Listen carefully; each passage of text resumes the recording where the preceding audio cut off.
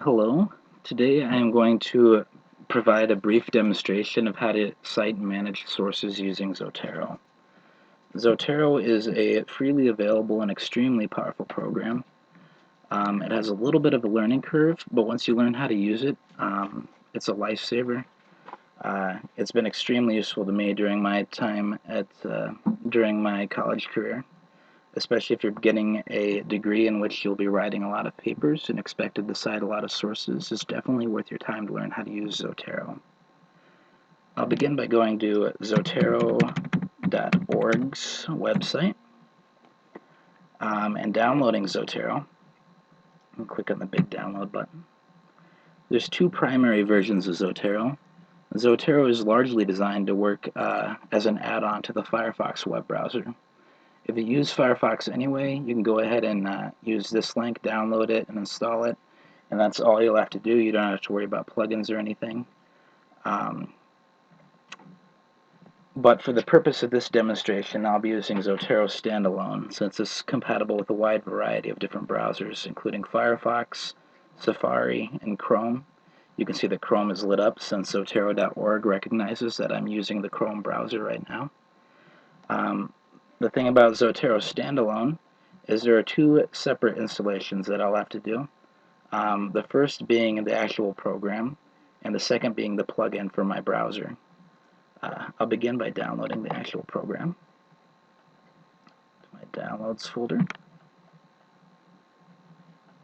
Once that download completes, you can just click here to begin the installation of the standalone program. I already have it installed on my desktop, so I'm going to skip that step. Once Zotero standalone is installed, the next thing you'll have to do is install the plugin for your browser. I'm using Chrome, so I'll install the plugin for Chrome browser.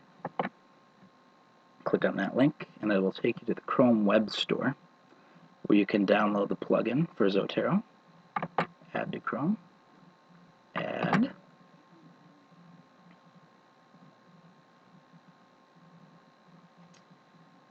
there it is. Okay. Once Zotero standalone and the plugin for your browser are both installed, you can go ahead and open Zotero standalone. You will see that there are three basic views here. There is the folder view, there is the file view, and there is the detail view. You can see that I am currently viewing my library. Every source which I've ever cited appears in here. I also have several folders here on the left-hand side of different research projects that I've done in the past. Say I want to begin a new research project on human trafficking. I will right-click, create a new collection, name it,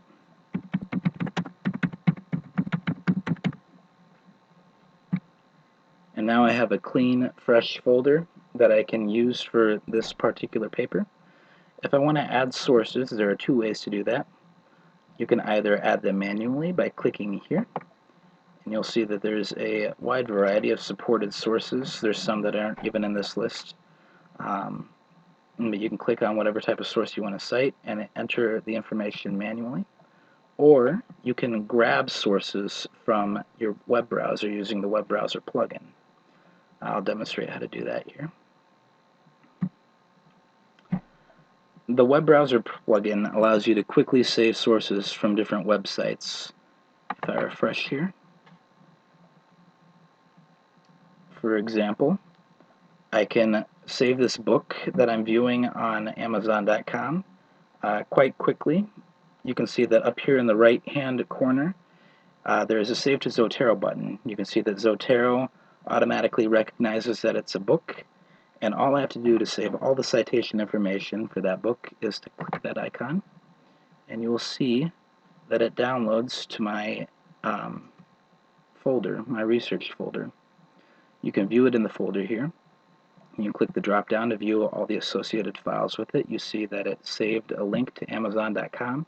Next time I have an internet connection, I can click that and view where I originally viewed it. I can also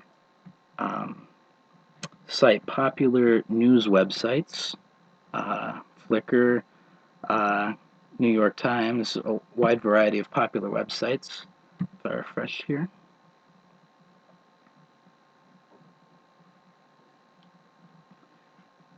you will see that I can save this New York Times webpage news article. You'll see that Zotero automatically recognizes that it is a news article, and that all I have to do to save it is click here, and it will save it to my folder. Again, and I can go to my library to view that and the associated files. You'll see that sometimes it's a little slow here. There it is. Once it's saved, you'll see that it saved a snapshot of my web page that I can view offline or online. It's like a picture of the page exactly as it appears, which is a useful function. I can really cite any website that provides enough information for a basic citation. So there'll be many websites that I can cite using Zotero's grab feature, like this FBI website. Took a snapshot and it's saving it to my research folder.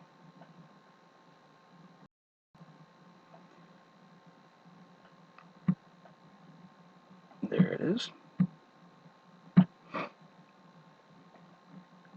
Maybe the coolest thing about Zotero is that when I'm using a research database like those that are provided through your school's library, I can save multiple resources simultaneously by clicking on this Save to Zotero folder icon. I can select all of the resources that appear on this page, deselect all. I can select only those specific resources which I want to download, check them, and I can hit OK to save them to my folder.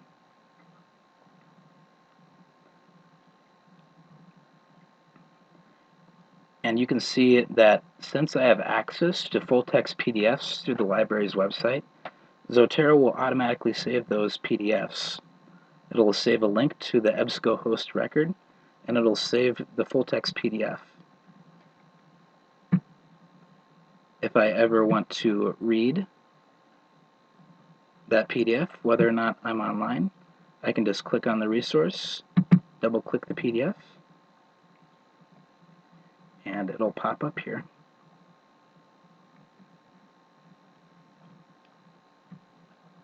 So that is an extremely useful function.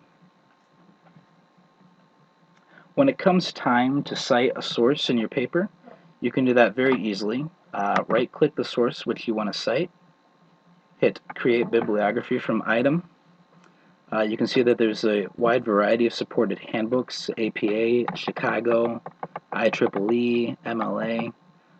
For the purposes of this demonstration, we're going to be using APA 6th edition. We can choose whether or not we want to make a bibliography or an in-text parenthetical citation. For now, we'll do in-text parenthetical citation. And let's hit Copy to Clipboard for the output method. Hit OK. I can open my research paper and right-click Paste. And Zotero automatically inserts an in-text parenthetical citation for that source. When the time comes to create a bibliography for your paper, you can click on any source, select all, right-click, create bibliography from items, APA 6th edition, we'll click bibliography, and we'll click copy to clipboard. OK. Then I can go to my research paper and paste it in there. And there is your bibliography, alphabetized and formatted for you. Now this tutorial barely scratches the surface of Zotero's capabilities. There are many more tutorials on Zotero.org's website. Also, Zondervan Library will be glad to help you learn this tool. If you need any additional help on citation, you can visit the Writing Center at Taylor University. They accept appointments and drop-ins. Also, if you can't get access to a writing consultant in time, there are several handbooks in the Writing Center, and those will provide the authoritative methods of citing the various resources for your discipline. Good luck on your paper.